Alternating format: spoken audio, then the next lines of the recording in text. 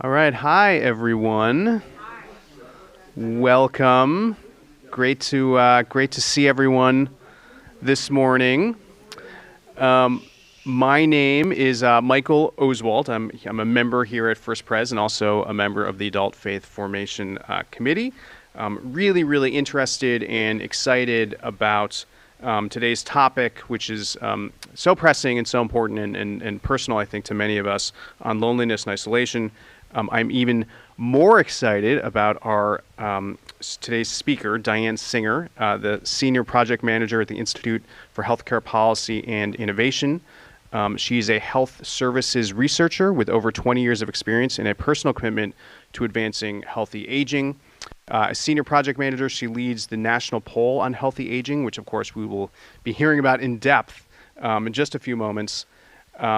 For 16 years, Dianne was the primary caregiver for both of her parents who lived in her home during the final years of their lives, and that continues to inform her work and gives it a strong sense of purpose.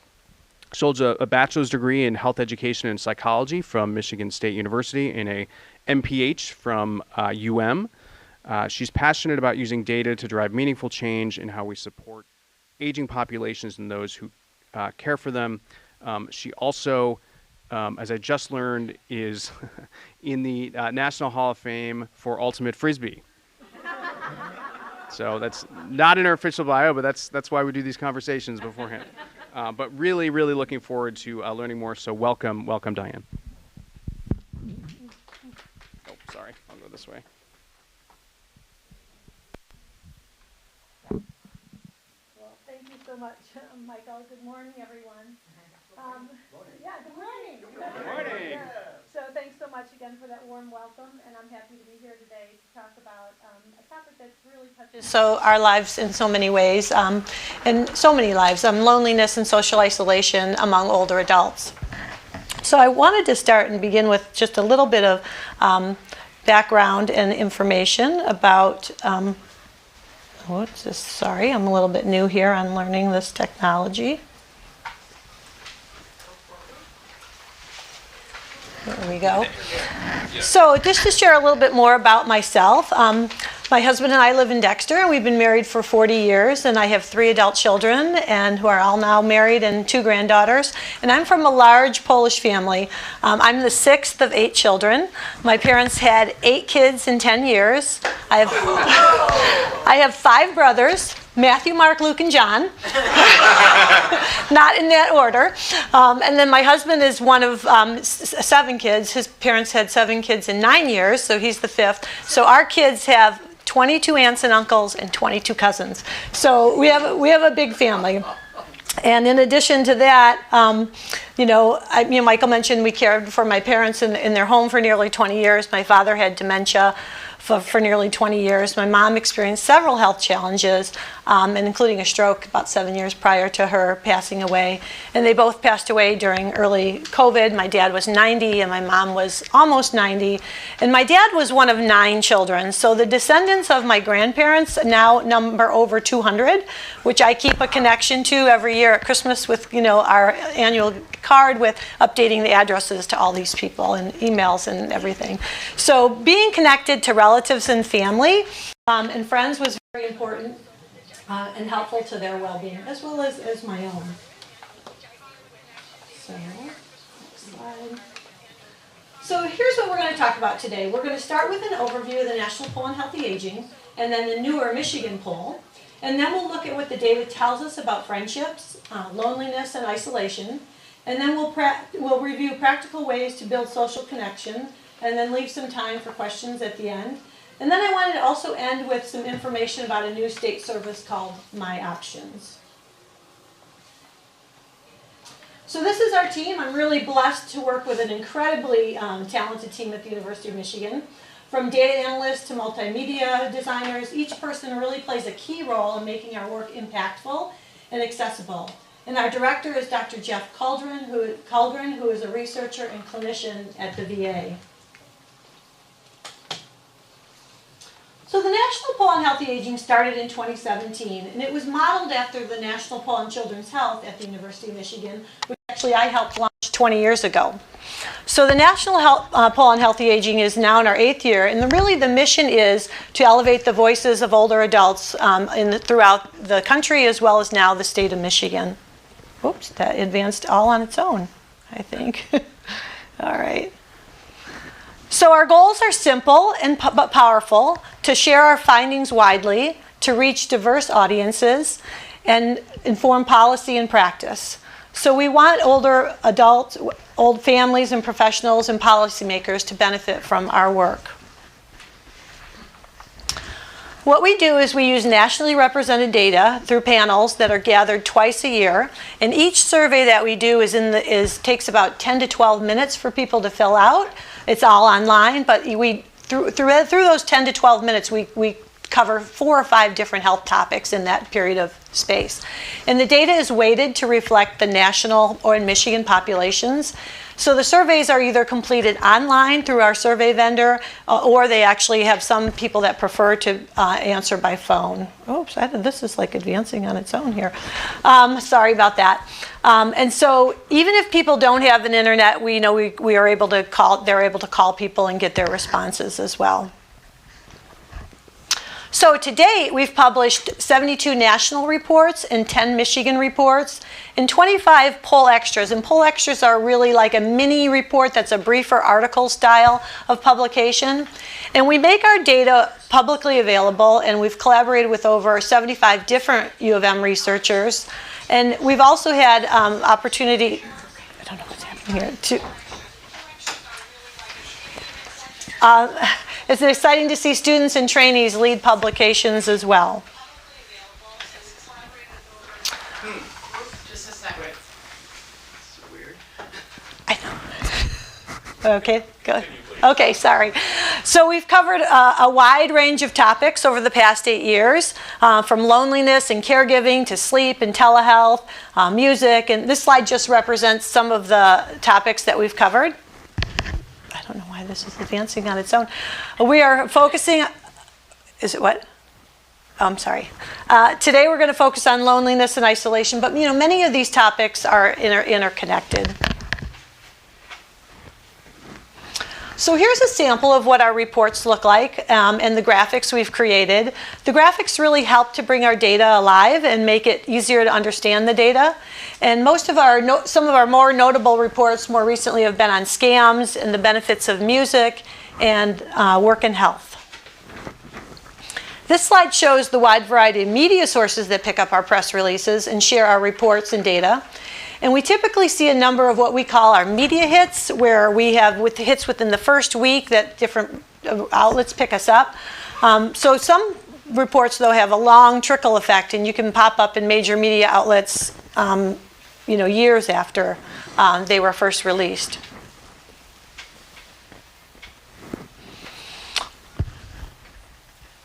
Okay. So then we started this concept of we've got this national poll, but Michigan Health Endowment Fund came to us and said, we really, really like what you're doing. Can we know more about what's happening in Michigan? So we said, okay, let's launch a Michigan-only poll. So we're really looking at over 1,000 respondents in Michigan. So it's conducted right alongside our national poll, but just giving us a closer look at older adults. I don't know, sorry, in our own state. So it also allows us to compare Michigan to the rest of the country. So we look at, everybody nationally, and then we take Michigan and then just look at Michigan against the rest of the country. So I wanted to begin with our data sharing from our Friendships report, which was released last December. So the national key findings were that 90% of people aged 50 and older reported that they have at least one close friend. And about half said they had at least 1 to 2 close friends. And 42% said they had 4 or more close friends. 75% said they have enough close friends, while about half of older adults in fair or poor health said they do not have enough close friends. And the majority of adults 50 and older with a close friend said that they can definitely count on these friends to provide support in discussing their health. When we look at Michiganders, the data was similar. So we have 88% of Michiganders age 50 and older said they have at least one close friend. And overall, 24% said they do not have enough close friends. And a third of those who reported being in fair or poor health said they don't have enough close friends. And while about half of older adults who described their mental health as fair or poor said they don't have enough close friends.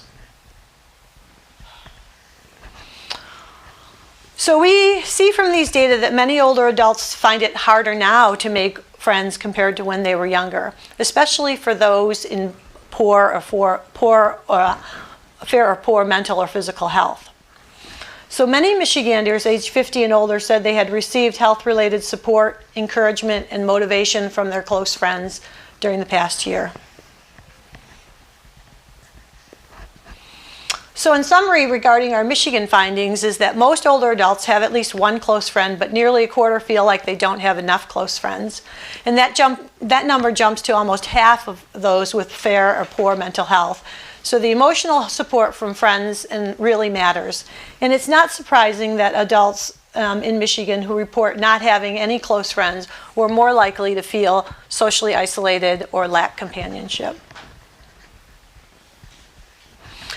One of the things we started doing this year too was to actually look at data dashboards. So as we know, friendships are vital, and especially as we age, and they help us feel connected and supportive. But our reports, in addition to just showing the data in ways that are on a report, you can actually dig into an interactive dashboard and explore different data yourself by looking at demographics. And this is sometimes very useful for people in the media, that they say, oh, we want to know specifically about older adults or about men or about women. So they can go in and compare our data by different demographic variables. And the tool allows them to actually compare also Michigan data against the non-Michigan data. So now I want to turn to some research on social isolation and loneliness. And some of you may be familiar with the 2023 Surgeon General's report on the epidemic of loneliness and the isolation and the effects of social connection and community.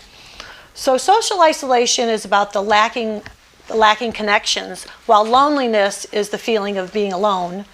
Loneliness isn't just a feeling, though, it's a health risk. It's been compared to smoking 15 cigarettes a day, and it affects everything from heart health to mental well-being.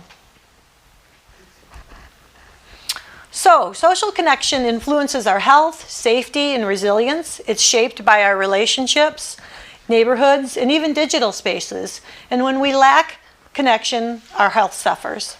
Far too many Americans lack social connection in one or more ways, compromising these benefits and leading to poor health and other negative outcomes. Loneliness and isolation are linked to serious health risks, including depression, cognitive decline, and vascular issues. So the extent to which someone's socially connected depends on the number and variety of different relationships and the frequency of those social interactions. It also depends on the degree to which these interactions serves various needs and the quality of these relationships.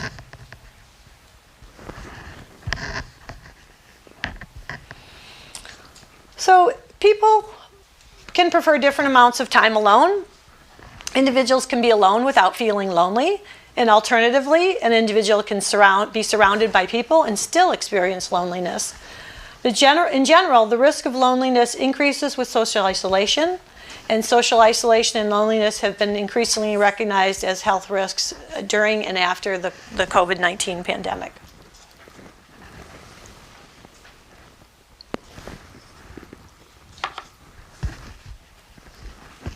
So this is the article that was featured on national NPR and on Health Day, and it was the article that sparked Margie's interest to learn more about the poll and request this presentation. And in this study, we collected data on separate samples at 6 different points in time between 2018 and 2013. I'm sorry, 2018 and 2023. So these are the questions we asked to better understand how older adults experience loneliness and isolation. Respondents were asked how often in the past year have they felt a lack of companionship or felt isolated from others, with the response options of being hardly ever, some of the time, or often. And respondents who answered often or some of the time are considered to lack companionship or be socially isolated. So So this was the report that prompted before we did the paper, but the report looked at the measurement of social isolation before, during, and after the pandemic. And respondents shared how they felt isolated or lacked companionship. And these insights help us to identify who's most at risk. So here's an interactive slide that shows the trend in social isolation with the data points from 2024 and 2025 added. And so not surprisingly, we see an increase in social isolation during the pandemic. And while we are close to getting back to baseline, the levels of social isolation are not quite back to those pre-pandemic levels, and which are still considered, high.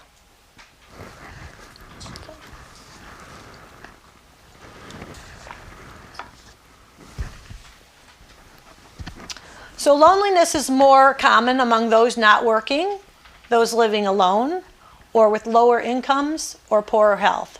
So these are the key groups of people to support. So the takeaways from this research is that close friendships play a key role in helping people feel connected and supported. Feelings of loneliness impact friendship. Loneliness and isolation were significant even before and after now the pandemic. And special attention should be paid to those with fair or poor mental health and physical health. And friendships can really buffer those feelings and improve health outcomes. So now I want to switch and talk a little bit about ways to overcome social isolation. So AARP has some really terrific resources for helping people overcome it and different tools. And even if you're not a member of AARP, a lot of these things that they offer are free. So there's an organization, or it's part of the website, it's called connecttoeffect.org, where you can find these tools. So if you want to know if you or a loved one is at risk, this Connect to Effect offers a quick assessment. It really just takes a few minutes and provides you with resources to help build your social connections. So here are some practical ways to build and maintain social connections. Journaling can help you process your emotions and understand your relationships better. It's a simple but powerful tool for mental health, and study after study shows that just writing down your thoughts and feelings can improve your health, your mental health, and your physical health. So, as we know in this modern age, there's many ways to do that. You can be a journaler every day. You can maybe just skip the weekends, or maybe you just, you're feeling anxious and you just do it once a week. But if the words don't come easy to you, you could get a blank journal and you could be doodling. It doesn't have to be, it doesn't have to be writing words even. And then of course, modern technology with our phones, you can even do voice memos and record your thoughts that way. So that's a lot of different ways to help with journaling. So then we want to expand our social circles, and what really, and we know that what you really need from a friend is, having that connection. And remember, it's okay to be vulnerable. Connections take time and effort. And research shows that having friends is good for your emotional and your physical health. And that's because friends can help us when we're down. They can encourage us to learn new things and keep us on track to meet our goals. So as you continue to widen your circles, keep in mind that friendships come in all shapes and sizes, from your best friend who's always there for you. You can always call. You can, even if you might not have talked to somebody in a year or two, you can pick up and sometimes start that conversation right where you left it. Also, your neighbors, just chatting while you're doing yard work. And you may feel closer to some people and less to others, and that's okay. So when you think about what you value in a friend, communicating your needs and being a good active listener builds trust and helps you gain confidence. Of course, the active listening, active listening skills include making eye contact, focusing your attention, watching your body language, offering encouragement, not interrupting, paraphrasing what's being said, and asking questions so you show your interest, and asking questions so you understand what's being said. So learning these techniques will help you improve your communication and help you build meaningful connections. So having a few go-to conversation starters can make it more easy and enjoyable. Simple questions of things that you might like. Have you read any good books lately? Food is always a great one. What are you cooking tonight, or what recipes do you have? Hobbies, have you, different things that you like best about your job right now, things about your friends and family, asking questions about that, or even just asking somebody's opinion, giving somebody an honest compliment. And pets is always a good one. I don't know how many people have pets here, but a lot of people have pets, and those are always great conversation starters. So after you ask a question, be sure to share some interesting, fun things about yourself that's related to the topic, and remember to use your active listening skills so the other person knows that you're really interested in their response. So practice makes perfect. Strengthening your listening skills will help you feel more comfortable in your conversations.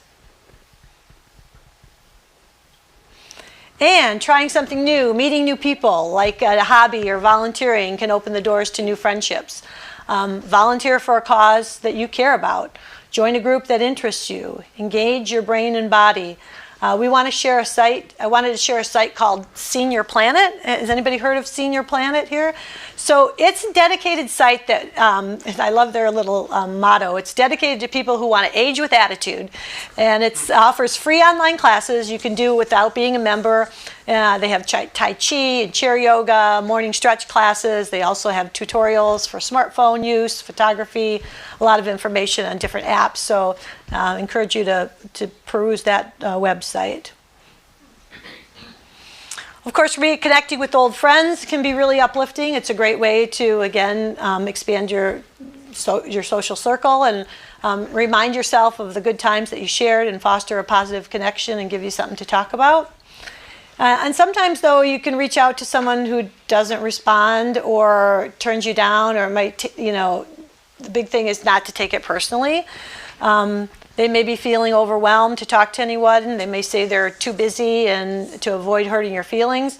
So also consider their personality. Some people just, may be accepting to offer to take a walk in the park, but others have no interest in joining your book club group. So it just depends.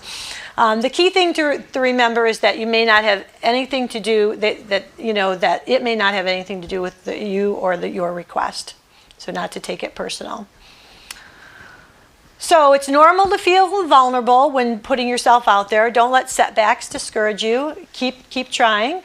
If someone cancels on the last minute or you can't talk because your device isn't working right, remember the bigger picture that making social connections takes time and practice. And again, as I mentioned, don't try to take things personally. And some people seem to really brush off, these frustrations better than others. And why is that? Because people who bounce back more easily have simply learned how to regroup and recover when facing disappointments, and you can too. So in addition to your church, which seems like a very vibrant, active community here, Ann Arbor is full of different opportunities to increase social connections. Maybe, some people like to volunteer either at, U of M Hospital or St. Joe's. There's the RSV program and U of M Ollie, just to name a few. So organizations can offer ways to get you involved and stay connected. And it's also important for older adults to talk with their doctor about if they have specific concerns about isolation and loneliness, and they can also help connect you to community resources. And there's also, too, you may want to speak to a mental health professional to talk about something if you're really feeling down, and help develop a plan together. So I'd love to hear about your thoughts and questions and what resonated with you and how you can support older adults in staying connected.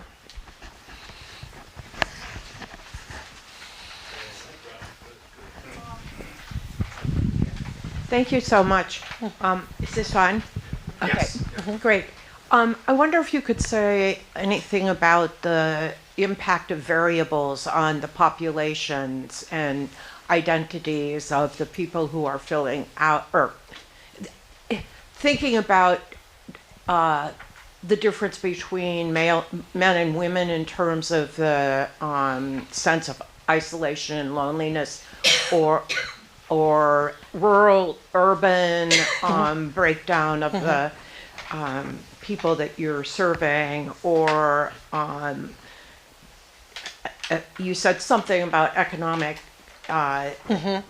Those with lower income households, right? Lower income, but if you have some thoughts about that too, a kind of a meta approach to what the data is telling you. I think that, I mean, I've read that some, especially with rural populations, have more social isolation than urban or suburban populations.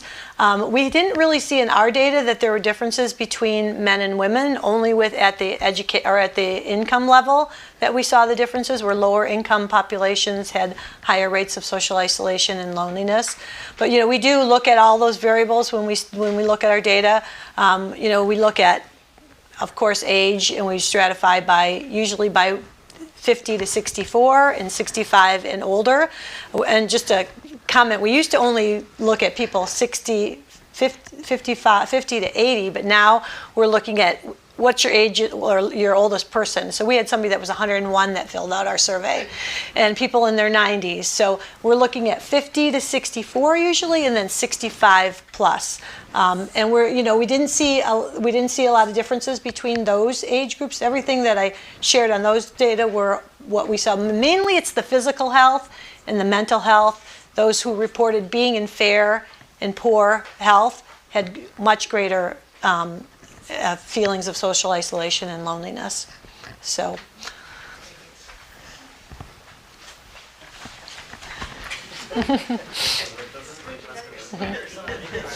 It's sort of a follow-up to that. I wondered if you broke it out by decade and why you stopped at 80. Because these things don't stop at 80. I'm Right. old enough now that I consider 50 young. And I think that's when it gets more important. I know, for instance, if people have changes, they find they can't talk to people because the people who haven't changed say, well, you can't talk like you did before. And going like, yeah, but I still need to talk. That, I think, is significant. It's you've got the young old people. You don't have the old people. Yeah, we recognized that early on. We actually when we first started the poll, we partnered with the AARP, and that was their target group to say 50 to 80. And then as we started doing it, we were like, you know what, we should be looking at older people. So we did then expand it. Some of the data that we have did not expand it to above 80, but yeah. So then we said let's go as high as the respondent pool will allow us to do.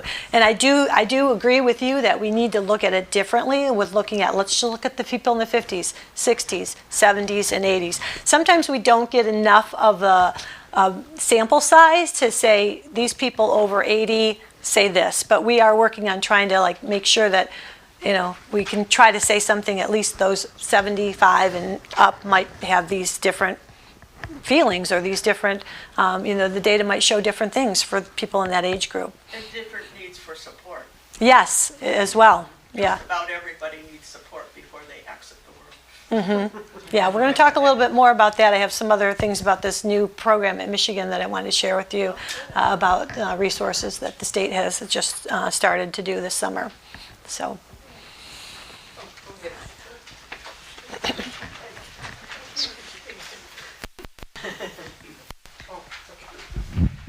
So one of the reasons I was very interested in this topic is because I think church is one of the greatest connections we can make. And I think we do that well here. But I don't think we think of it in terms of solving the isolation issue. And so it gives a little different slant on things when you think about, well, what should we do? What new programs do we need? But there's so much potential in a congregation like this and in other churches as well. So I'm glad you mentioned that as one of the solutions. I think it's a great one. So. Yeah, and programs like this. I mean, even your social hour after services is, getting people together. And it could be just simple 5-10 minutes. It doesn't have to always be a lot to make somebody feel connected and warmed and welcomed to your community. So I agree with that. Yeah, I just wanted to build. I have two questions, but I just building on Margie's comment. I don't know. I think of myself as a relatively new member of the church. I guess I'm becoming an old member of the church. But that one of the things I love is, again, I think it's Mel. I'm not even sure where it's coming from, but there is an appointed role if you're an elder or a deacon here, that she sends weekly reminders of what we should do to greet new people. That's beyond just, nice to have you here. And I love that idea of, how could we use roles as a structural intervention, to expand responsibility and people's just awareness. Right, because we're kind of, Yeah. We're creatures of habit, right? Sometimes we're like, oh, there's my friend. And they're like, wait a minute, I never saw you before. I should probably go up and welcome, this new person. Yeah, but I'll tell you, her reminders, I think of myself as wanting to do that anyway, but her reminders really bring you. That's good. That's great. Okay, but I had two questions. Okay. That was just a comment on Margie's. One was about, you mentioned the cardiovascular effects of the loneliness, social isolation. I would love to hear if you have any more details as someone with high blood pressure and other kinds of things. What if there's specific things that that social isolation contributes to in the space of cardiovascular? That was one question. The second question was more about short-term interactions. Or short-term connections rather than friends. Those like you said, the 30-second interaction. Like if your studies speak at all to how short-term interactions make a difference in terms of social isolation. I'll answer the second question first. So we haven't really done any of the delving into how long those interactions should be, although we do have some questions that we've done in some polls that say, how frequently are you seeing friends people that are outside of live outside your home versus, just obviously you're conversing with people that live with you. But we haven't really delved deep to say, people that are knowing how much time they're spending with them, if it's really, how much it's affecting their social isolation and loneliness. But thank you for that. I'm just going to make one suggestion or one thought is there's a book, it's called Compassionomics. It's a terrible title, but it's written by two physicians where they pull together all this data about compassion and health. And they report a study that says a 40-second interaction, again, in controlled studies, 40-second high-quality connection between a doctor and a patient not only has a measurable impact on short-term outcomes, but even 6 months later. So I just think there's all this potential. We tend to think about friendships or longer relationships as consequential in this way, when sometimes just a very short, like they said, 40 seconds, but I don't know, it can be any short-term interaction. And also, I was always an advocate of hugging someone, and you got to hug for at least 6 seconds to be therapeutic. Now I heard it's 20 seconds, so it's okay. I have a question. If you've broken this out between people who have living life partners and those that don't, I would think that would make a big difference in loneliness and connectivity and all that. Yeah, we have not done that, but we could look at those people who have had we don't really ask how long you've been married or how that kind of data that would get into. You can say if somebody's married or not, but not. We haven't delved into married or not, just whether you have a committed life partner. Yeah, that would seem to make a difference in the loneliness factor. Yeah, I agree. Yeah. So one thing I do, and it's more impactful to me than, I don't know if it helps them, but instead of going to the self-checkout, I always go to a person in the checkout line, and I have some conversation with them. And I think it helps them and it helps me. Just a little thing, you know. Absolutely.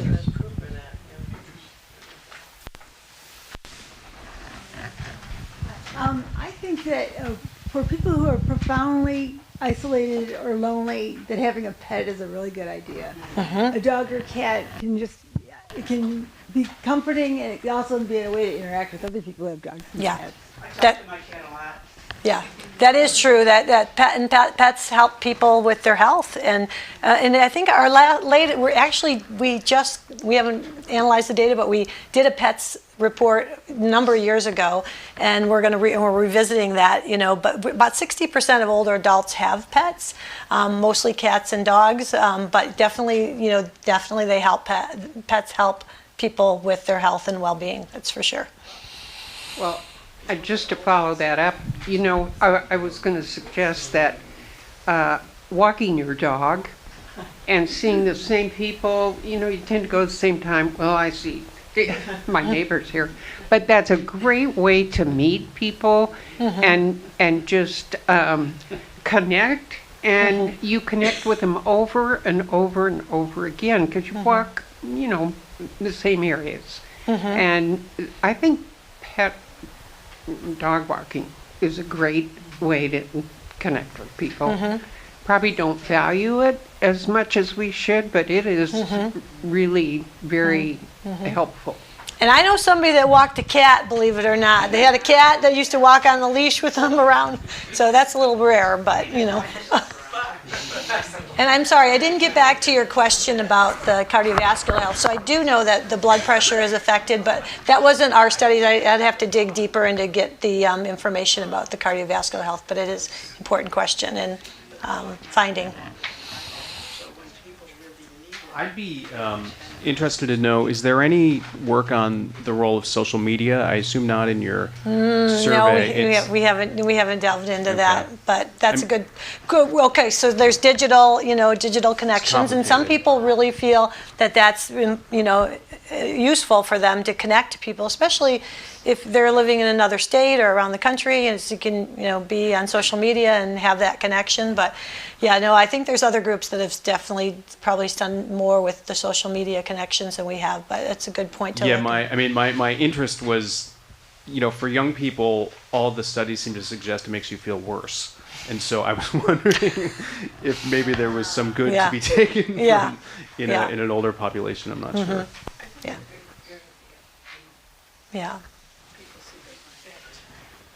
Well, just to sort of speaking to that, I do think that there's evidence that that if you use virtual connection regularly, so it sort of gets back to this repeated having routines that get you in contact with people. So if you had a regular Zoom, like one of the great things about the pandemic is it often prompted people to start routines around Zooming with people, with their family and their friends and stuff like that in a more regular way. And, when I think about the church and, what you're required to do if you're involved in any of these committees and stuff, having the Zoom option so that you can actually participate even when you physically maybe can't be present seems like so connecting symbolically and instrumentally. It's really helpful. do you know the members who are more only online versus streaming versus physically coming? Do you know? I don't know them well enough. I do know that again, having been a professor for 40 years, like that when we all had to do Zoom classes, we assumed that students who didn't have their video on were actually disengaged. And so this has to do with they're less connected and they're not going to take. And actually, having your video on turns out to be really depleting for people. So giving people choice. That's not answering your question. I'm going sideways, but. Having a video on for people, I think there's actually statistics for how long you can have it on, actually depletes people's capacity to think, and especially if you're an introvert, sort of suspected. And that's the opposite of what I think the common wisdom of faculty was, where they know students don't have their video on. They're not, who knows, they're goofing off or whatever. I just wondered if you had home visits or you do anything to reach people that are homebound or more isolated. I don't know. But I think, again, it would be great if there was a committee in the church that sort of focused on how we could use these different ways to form social connection. Because I think there is simple things we could do that would really be great.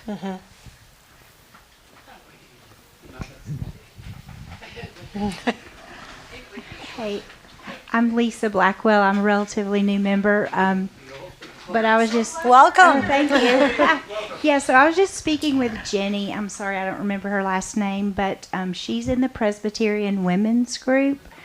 And she is telling me about a new program called Sunbeamers that they're piloting right now. I don't know if anyone else... Sunbeamers. Sunbeamers. And those are folks who are confined mostly to home. And there is going to be a group, the Beamers, going to visit them. And so that's a pilot program that they're starting, and hopefully they can increase that in the new year. But I would also like to say that the Presbyterian Women's Group meets on Wednesdays for a Bible study, and then once a month on Thursdays for another Bible study. And so if anyone would like to check them out, I would... highly encourage you. That's been a great way for me to learn about the church and to meet new people. So it's a wonderful group of very wise women, and we would love to grow.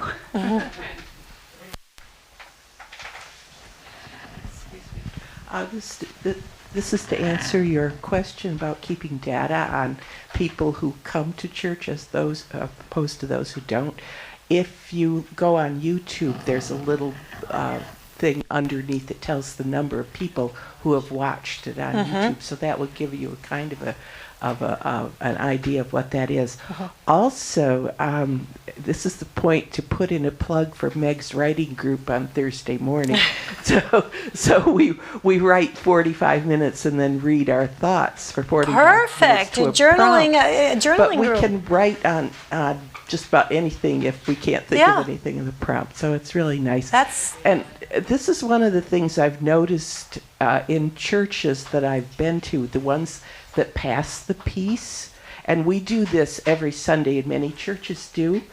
If you stop and look the person in the eye when you pass the peace, that's much more meaningful than say, peace, and just look off to the side. It makes a difference. Yeah.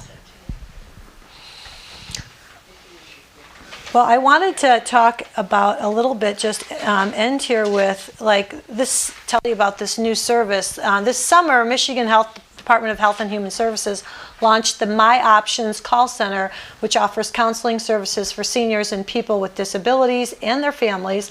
And has anyone ever heard of this? I'm just curious. Okay. So, yeah, not surprised. So trained experts can help you navigate what kind of care you or a loved one might need as you age, what it will cost, and how to stay home and maintain your independence. Because too many people really wait till the point of a crisis to seek out, this kind of information. Beginning these conversations earlier with the assistance of trained counselors can help alleviate some of the confusion and anxiety. And Michigan residents can call this 800 number 8 o'clock a.m. to 8 p.m. And speak with an agent who then gets you to schedule an appointment with you to provide a trained certified counselor to speak with you in your community. So My Options services is available to help with a number of support services, caregiver support, financial and legal, insurance assistance, health and medical services, home maintenance and improvement, nutrition and meal services, transportation. So help with knowing these support services can be a lifeline, because it really gets complex. And I know with my parents it was like you have a crisis and then you're like, oh my gosh, what do I need? How can I solve their need or help with their needs? And so there's also services to help with Medicare questions, and you do not have to be you don't have to be the person needing Medicare. It could be helping a friend. You could have your, people that don't have Medicare can help for those needing Medicare. And of course, even people in healthcare, I don't know how many of you, it can be really complex trying to decide your options and maybe change your options annually. So they're there to help you with that. And again, it doesn't matter what your income level is or anything. Anyone can call that same 800 number. So I want to thank you again for the opportunity to speak with you today and encourage you to connect with others. And you can sign up to receive our reports and poll extras. And I'll have a copy of the slides to share with Margie so that you can have these numbers and websites. But if you certainly have health topics that you would like us, and I heard some ideas with just like expanding our data a little bit more, but if you have ideas, we'd love to hear from you. So please email us with your ideas. And we field the survey twice a year, but we're collecting ideas all year long. And just remember, that social isolation and loneliness are really significant issues for older adults, and those mental and physical health, those with mental and physical health are closely tied to mental and physical health are closely tied to social connections. And your friendships, and the things that you do here at the church and outside, even the grocery store, I love that idea, are powerful buffers against isolation, and they help you and they help others that you're connecting with. So stay connected, stay friendly, give those hugs, not for 6 seconds, 20 seconds. And thank you once again.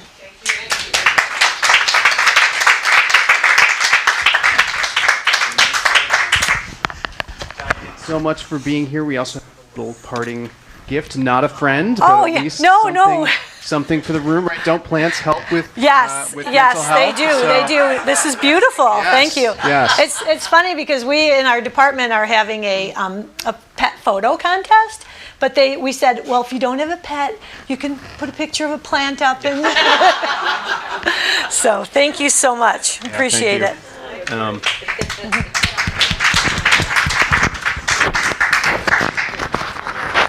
And I apologize.